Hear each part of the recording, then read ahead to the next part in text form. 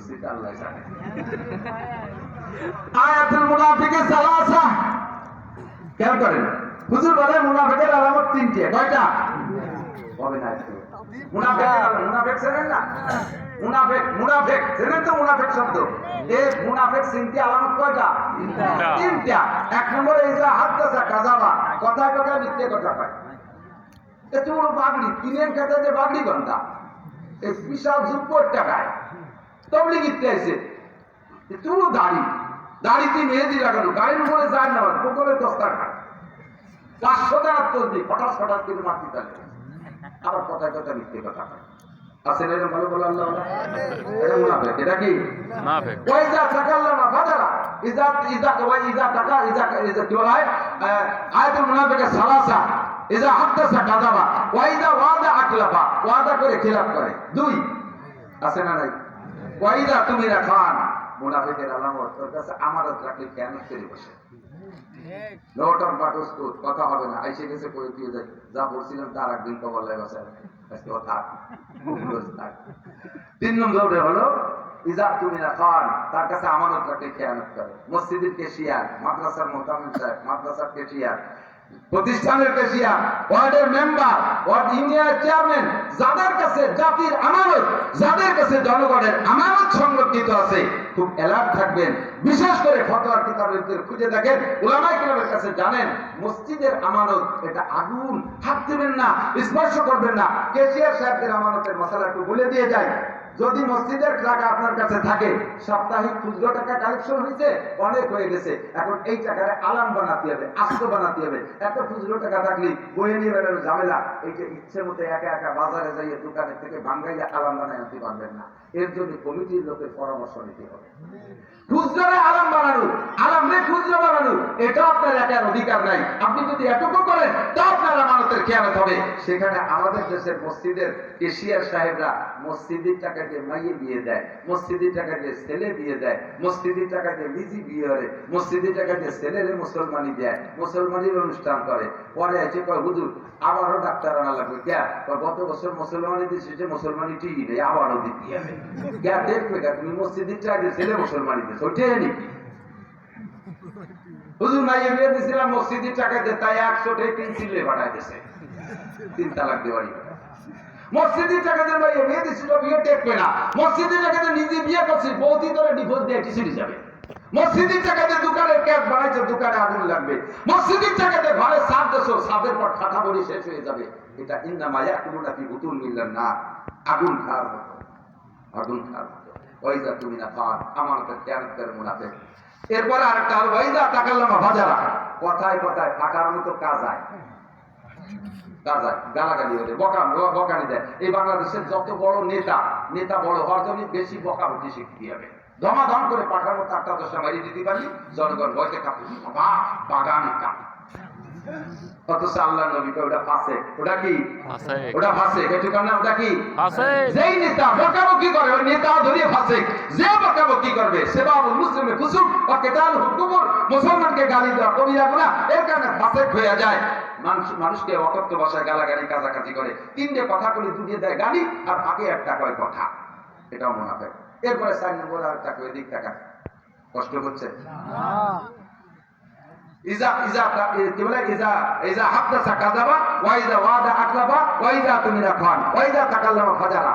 আমানতের খেয়ানত করে, মিথ্যে কথা বলে, ওয়াদা খিলাফ করে, আর কথায় কথায় গালি দেয়। চেক দিয়ে আরেক হাদিসে মিলেই বলছি। আরেকটা হাদিসের মধ্যে আসছে হুজুর মুনাফিকের আরেকটা আলামত হলো, বলবো বিরক্ত হচ্ছেন? একটু বেশি নাকি? যার মধ্যে থাকে সে অপারেশন হয়ে যান, পরিষ্কার হয়ে যান। রোগ না থাকলে তো অপারেশন হবে না, অসুবিধা কি? 5 নম্বরটা হলো হুজুর বলেন মুনাফিক মসজিদে যায় সবার পিছে, আর মসজিদে থাকতে চায় না, বেরোলে যদি গায়ে জ্বালা ধরে যায়, কোনো মতে সালাম ফিরেলি নেজ গোটায় দৌড় শুরু করে। জুমার দিন সুন্নত চালিকার বাধা জমা পড়ে না, আসে না? এরকম এরকম বেরোয় যায়, তাদেরকে দেখে বুঝে ফেলবেন এটা মুনাফিক। এটা কি? মুনাফিক না হলে থাকতে না। আর মুনাফিক বাছাই করা উলামায়ে কিরামকে বলি, এদিক থেকে উলামায়ে কিরাম, আপনাদের জানা নাই তা বলছি না, স্মরণ করা দিয়ে জেনে বলছি। উলামায়ে কিরামকে কোনো ওয়াজ করি না, বাচ্চা একটু মুজাকারা, তাজকিরা, আলোচনা।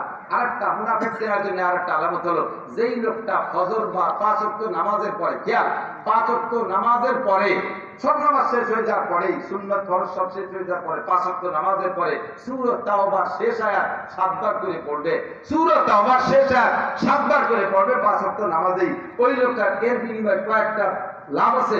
1 নম্বরে আল্লাহ তাআলা এর বদৌলতে তাকে হায়াত লম্বা করে দেয়। সুবহানাল্লাহ। 2 নম্বরে আসমান জমিনের ভিতরে যত মখলুকাত আছে সবাই তার ভালোবাসে। সুবহানাল্লাহ। এদের ভালোবাসার কারণে আল্লাহ ভালোবাসে। এরপরে হুজুর বলেন ওই লোকটারে ভালোবাসে না একমাত্র মুনাফিক ছাড়া কেউ না। তারে যারা ভালো না বাসে তার বুঝতে আর বাকি থাকবে না, ওটা মুনাফিক। ওইটা কি? মুনাফিক। এই সূরা তাওবার শেষ আয়াত যারা রেগুলার আমল করে হায়াত বেড়ে যায়, আল্লাহ সুস্থ রাখে, আসমান জমিনের নিচে সমস্ত ফেরেশতারা তারে ভালোবাসে, আর মুনাফিকরা খালি তার ভালোবাসে না।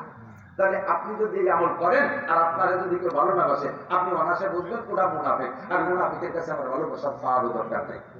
কথা বলে না, মুনাফিকের ভালোবাসা পাওয়ারও দরকার মনে আছে নাকি? 3 নম্বর আমল কোনটা কইছি? গদা হক টাকারা কাছে কাছে এসে বলবেন, কাছে কাছে এসে বলবেন। এবার যুবকরা শুনে নাও, ছোটরা শুনে নাও, তোমরা কালকে যাই 8 কাতারে বসে এই ফজিলতটা নিয়ে এসো। এর মধ্যে মুরব্বী যারা আগে এতদিন বসতো তারা আইছে, সংকেত মঙ্কেত দিক আর না দিক তুমি আড়ে আড়ে টের পাইছো যে বড় কাকা আইছে, বড় কাকা আসছে। তারপর সভাপতি সাহেব আসছে, তুমি টের পাই কাকা কাকা আসেন, কাকা কাকা আসেন, এই করে বসাই দিয়ে তুমি দ্বিতীয় কাতারে চলে গেছো। তুমি ওখান থেকে ফজিলত জানিয়ে আনছো, এবার কাকারও নিয়ে সুযোগ করে দিয়েছো। কাকা কিন্তু সংকেত দিনে বলেও নাই, তুমি এই ফজিলতটা নিয়ে দ্বিতীয় কাতারে গেছো। এর দ্বারা তোমার আলাদা একটা লাভ হয়ে গেছে। একরাম করছে, নাম কি?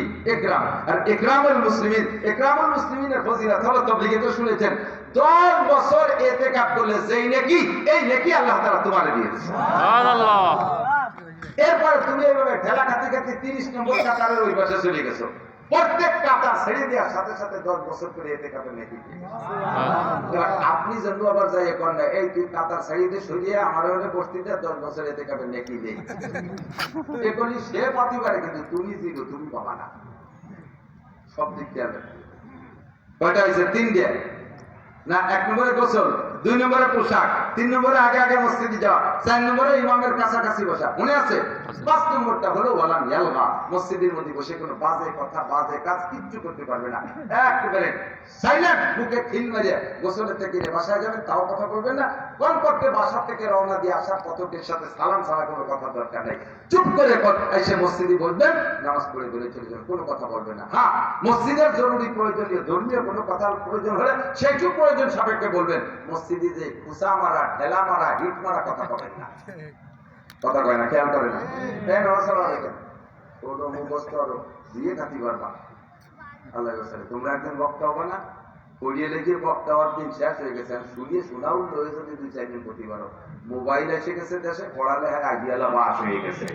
মাদ্রাসা স্কুল কলেজ সাই গোষ্ঠীতে শেষ করে ফেলে দিচ্ছে মোবাইলে। আল্লাহ, আমরা যতটুকু বলি তাও মোবাইলের আগের থেকে শেখা। মোবাইল আসার পরে আমাকেও মাঠে গেছে, কিতাব দেখতে মনে চায় না। মোবাইলের ভিতরে আলাদা ইন্টারেস্ট, একটু মুখস্থ রেখো। 5 নম্বর ওয়ালাম ইয়ালগা, মসজিদে যাইয়া গত বছর কমিটির উন্ডা ছিল, এবার কমিটির বদল হয়েছে, উন্ডা কমিটিতে নাই। এবার যাই মসজিদে খালি ভুল পাই, যাই এ কি ব্যাপার ধ্যান করে না কে এইটুকু করেছে, বেশি নেই, একটু মারাই দিচ্ছে। এ কি ব্যাপার ধ্যান করে না কে তেমন কিছু না করে নামাজ শুরু হয়ে গেছে। আর একজন কই উঠছে, এ কি করে রে? এর মধ্যে আরেকজন তো ঠিকই তো কইছে, এ কি ঠিক কইছে, এই ঠিক করলো কি বলে, এই কি নিয়ে জ্ঞান যাবে। ও পাশে 3 জনের দাঁত ভেঙে গেছে, উনি আমি কিরাত লম্বা করছে, সালাম মুখে ফিরে এই ফজিলতটা কবর কি বলে, ও তুমি বাবা কি ব্যাপার কালকে মাগরিবের নামাজ পড়তে পারিলে মশার কামড়ে কয়ের একটা হানাই কমিটি হইছো। একটু খুঁজাই দিয়ে কোন যাবে না আমাদের দাঁড়াইছে, কোথা দিয়ে তো বাড়ি বাড়ি শুরু হয়ে গেছে। হাতটাকে হাতটার তাসবিহ এইভাবে আঙ্গুল ঢুকাই আঙ্গুলের মধ্যে দিয়ে এরকম বসাকে তাসবিহ করে। হুজুর বলেন মসজিদের মধ্যে তাসবিহও করবো না, কারণ এইভাবে বসা থাকলে আচারের জন্য একটা মোড় লেগে যায়, পরপর করে নখ ফুটে আঙ্গুলগুলো ফুটে ওঠে। মসজিদের মধ্যে আঙ্গুল ফুটানো মাকরুহ। ঠাস করে হাঁটু বেড়াইয়া সিজদা দিয়ে মসজিদের ভিতরে আওয়াজ করা মাকরুহ। জোরে হাত বেড়া সিজদা দিয়া মাকরুহ। গাম সাইডে বাড়ি হচ্ছে ঠাস ঠাস করে বাড়বে মসজিদ ঝাড়ু মাকরুহ। মসজিদের মুসাল্লার ইমামের মুসাল্লা খান, জায় নামাজ খান, এদের উপরে ময়লা এমন ভাবে ফাঁস করে মারছে বাড়ি, দুইজনে একদিন এটা মাকরুহ এবং তাহরিমি মাকরুহ মসজিদের আদবের খেলাফ। আল্লাহ পাক বলেন ওয়ামান ইউআযযিম শাআইরাল্লাহি ফাইন্নাহা মিন তাকওয়াল কুলুব। যারা শিয়ারে ইসলামকে সম্মান করে তাদের কলমটা তাকওয়াল কুলুব, তারা মুত্তাকিন, তাদের দিলটা মুত্তাকিন দিল।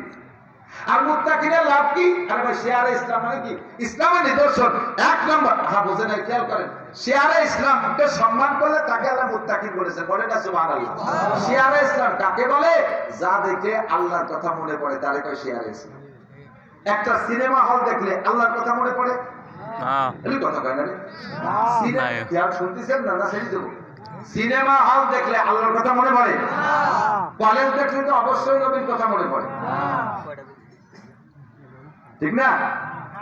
মসজিদ দেখলে কার কথা মনে পড়ে? মাদ্রাসা দেখলে কার কথা মনে পড়ে? টুপি দেখলে নবীর কথা মনে পড়ে, কোরআন শরীফ দেখলে আল্লাহর কথা মনে পড়ে, হাদিস দেখলে নবীর কথা মনে পড়ে। একে বলা হয় শিয়ারে ইসলাম। যা দেখলে ইসলামের কথা মনে পড়ে তাকে বলা হয় শিয়ারে ইসলাম। এক নম্বরে মসজিদ, মসজিদ দেখলে বোঝা যায় এই এলাকায় মুসলমান আছে, মন্দির দেখলে বোঝা যায় এলাকায় হিন্দু আছে, ঠিক কি না? হুজুর আল্লাহ পাক বলেন যে শিয়ারে ইসলাম মসজিদকে সম্মান করে সে একটা মুত্তাকিন। আর মুত্তাকিনদের লাভ কি? ইন্নালিল মুত্তাকিনা ইনদা রাব্বিহিম জান্নাতুন নাঈম। মুত্তাকিনদের অনেক পুরস্কার আছে, তার ভিতরে এক নম্বর হলো মুত্তাকিনদের জন্য জান্নাতুন নাঈম, অসংখ্য নিয়ামত ওয়ালা জান্নাত রয়েছে। কোন সুবহানাল্লাহ। তাহলে এই পাঁচটা সুন্নাত মনে আছে তো? পাঁচটা কয়টা? এক নম্বরে ভালো গোসল, দুই নম্বরে সুন্নতি পোশাক, তিন নম্বরে আগে আগে মসজিদে যাওয়া, চার নম্বরে ইমামের কাছাকাছি বসার চেষ্টা করা, পাঁচ নম্বরে মসজিদে যাওয়া আসার পথে এবং ভিতরে থাকা অবস্থায় আজে বাজে কথা বা কাজ না করলে। এবার আপনি বাড়ি থেকে মসজিদ আর মসজিদ থেকে বাড়ি গেছেন, হুজুর বলেন ফি কুল্লি খুতুওয়াতিন আমালুস সানাতিন, ফি কুল্লি খুতুওয়াতিন আমালুস সানাতিন।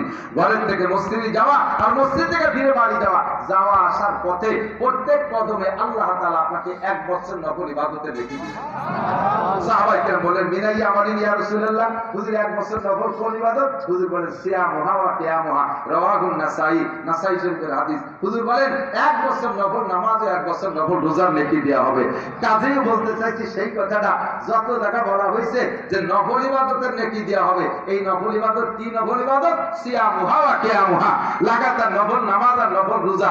একটা মাসালা শুনলে শিখলে আল মাজলিসু ফিকহিন খায়রুম মিন ইবাদাতি 60 সানা। হুজুর বলেছেন আমি এখান থেকে চলে গেছিলাম বহু দূরে, ঘুরে ফিরে ফিরে জায়গায় আইছি, হুজুর কয় মজলিসু ফিকহিন খায়রুম মিন ইবাদাতি 60 সানা। যে জায়গা মাসলা মাসাইলের আলোচনা হয় ওই মজলিসটা একটা মাসালা শুনলে শিখলেও আপনাকে 60 বছর নফল নামাজ ও নফল রোজার চাইতে বেশি নেকি দান করা হবে। সুবহানাল্লাহ। কষ্ট পেয়েছেন? কষ্ট পেয়েছেন মানে খুব বিরক্ত করছি। তো যে কটা মাসালা বলছে আমল করা যাবে ইনশাআল্লাহ? যাবে। আজকের মজলিসটা বড় দামি মজলিস, বড় দামি মজলিস, মজলিসে ফিকহ।